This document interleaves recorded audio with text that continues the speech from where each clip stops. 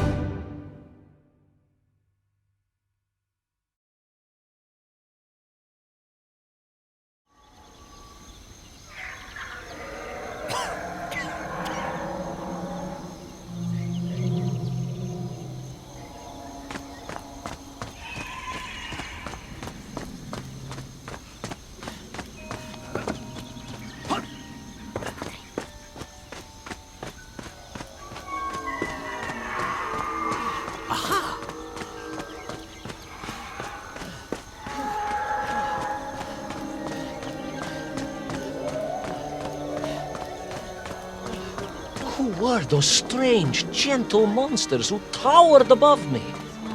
I could only guess they were the lost tribe of the Menf, an earlier race of people.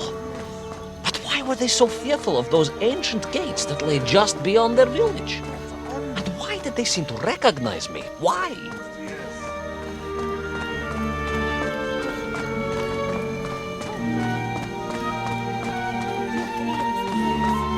Yes, I'm also wondering why. No, a как же, General? Who was I to question such things? Trapped as I was deep underground. I was more curious, I must admit, about the location of little Orpheus.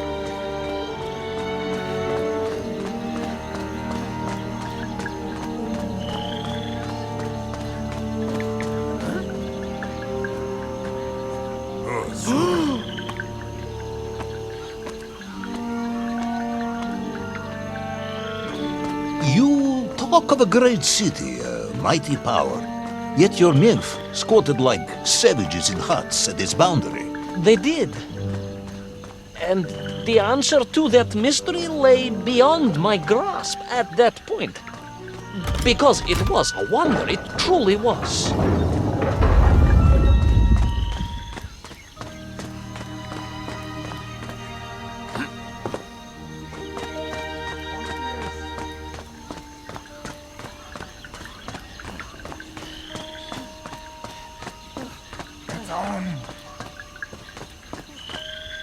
Yes.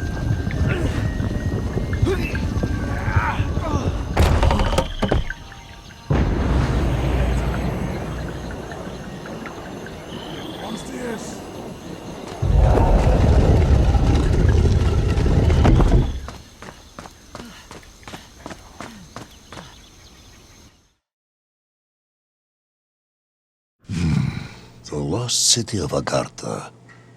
I hope I may one day see it myself. Oh, General, if only you could. Unfortunately, as I shall explain, should you seek Agartha now, you wouldn't find it. It has been utterly destroyed.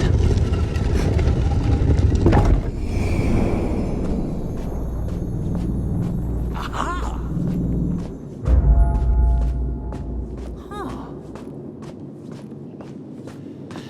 Utterly destroyed? Utterly, General, a tragic loss. A convenient loss. I imagine archaeologists weeping as I tell you. But most importantly, before we continue, you must understand one crucial fact about its destruction. Which is? It wasn't my fault.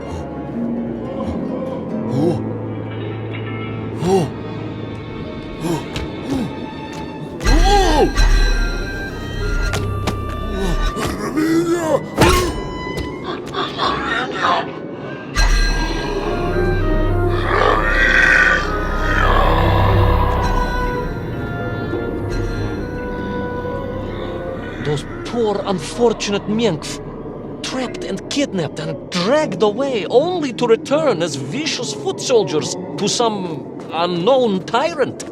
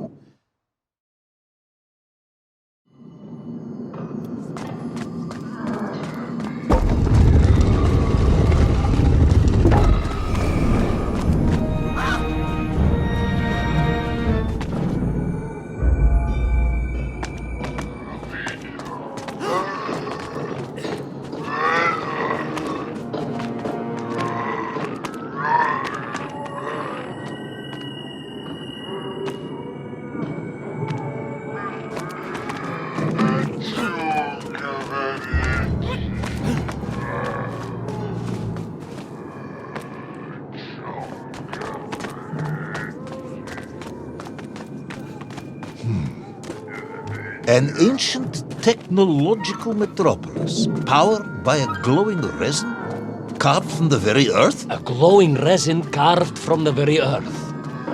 Do you see, General? I fear you are about to enlighten me.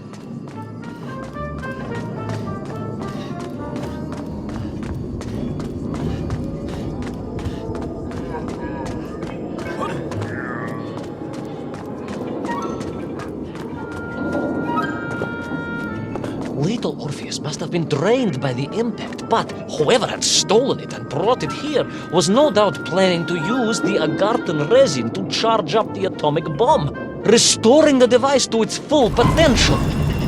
What sort of man would come up with such a monstrously reckless scheme? Perhaps the type of man who has such limited understanding of atomic energy that he thinks an ancient metropolis can be powered by shiny marbles.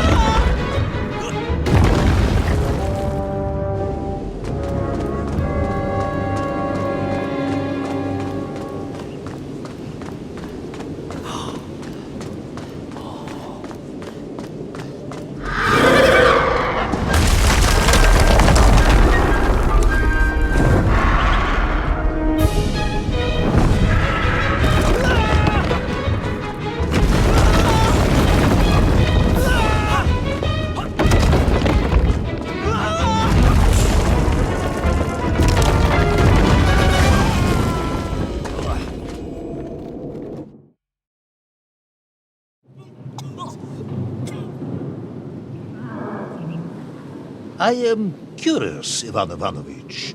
You talk and talk about this great subterranean city. Yet what you describe sounds strangely familiar. It does in some way bear an uncanny resemblance to the glorious architecture of Comrade Alexei Dushkin. Wouldn't you agree? Donyet, General. I have never heard of this great Tavarish Dushkin or his works. Interesting. Because you were photographed on the steps of his marvelous Vysotka na Krasnich Varota, shaking hands with the Glavny constructor. That was the chief designer? The sweaty little fat man with the bad hearing? Mind your mouth, Ivan Ivanovich. And don't think you can distract me by slandering one of the great visionaries of our time. Without him, neither of us would be sitting here now. I must remember to thank him for that, General.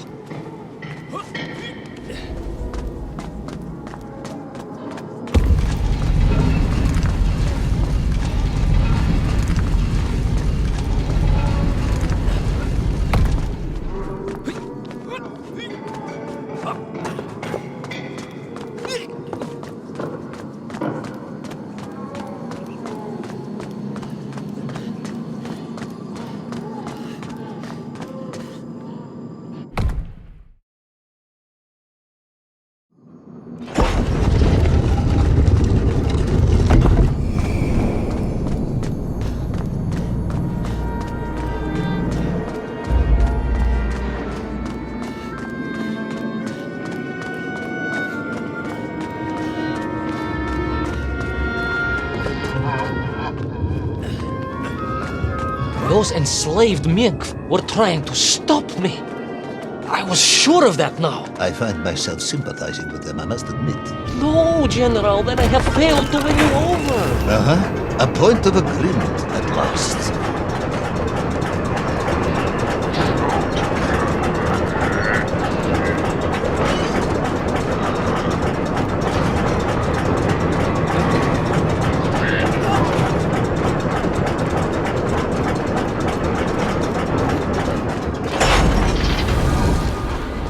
Ask again, General.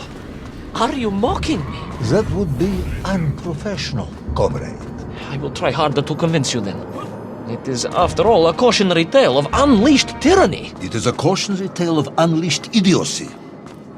But please, do continue.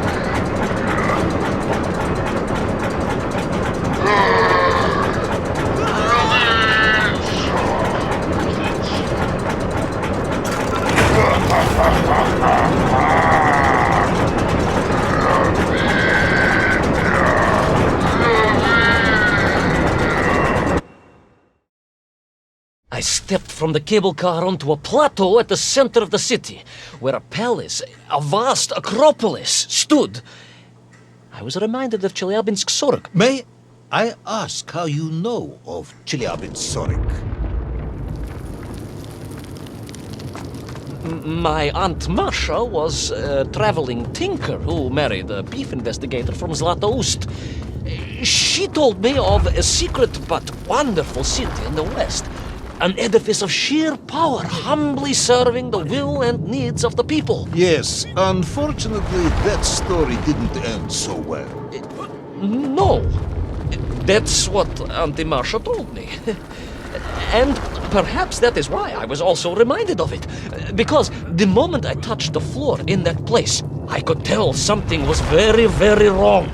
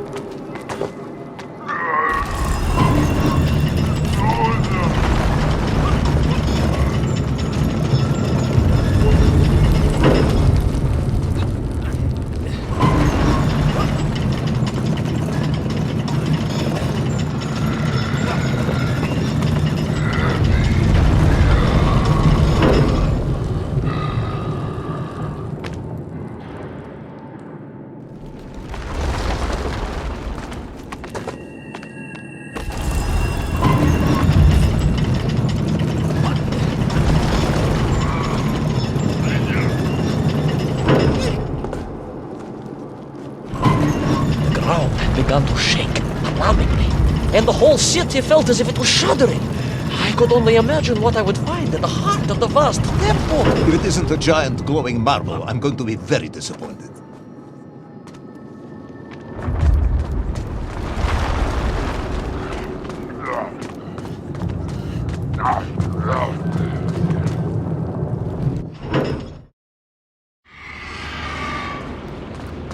A huge resin sphere that overshadowed all of the others.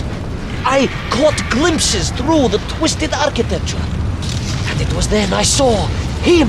Him? The thief, the enslaver, the tyrant, sucking the power from this wondrous city as he drained the very lifeblood of the ancient civilization and drew it into the atomic embrace of little Orpheus. With a song in my heart, I raced onwards to stop him.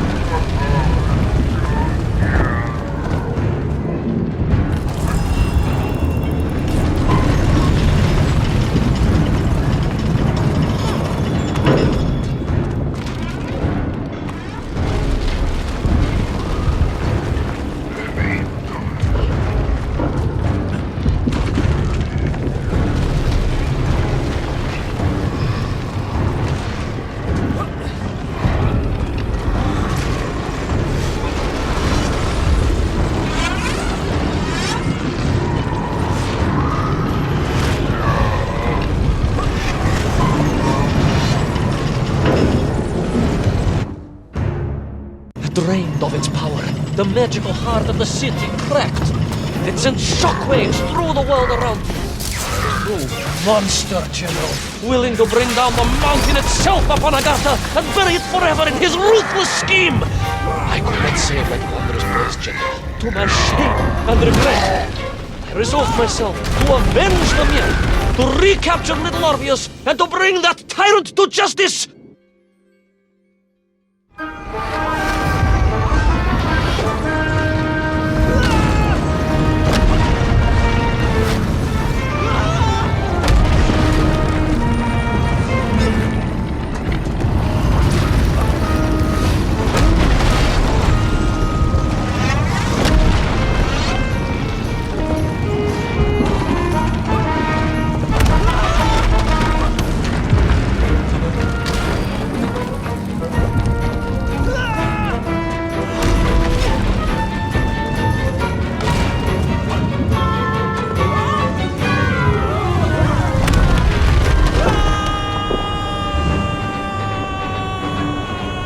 Will our plucky yet careless hero fall forever through those unknown skies? Will he discover the identity of the brutal thief commanding the army of the Menk? What chance does he have of ever returning to his beloved homeland? How long can the general's patience last? All of these questions and more will definitely be answered in the next exciting episode of Little Orpheus!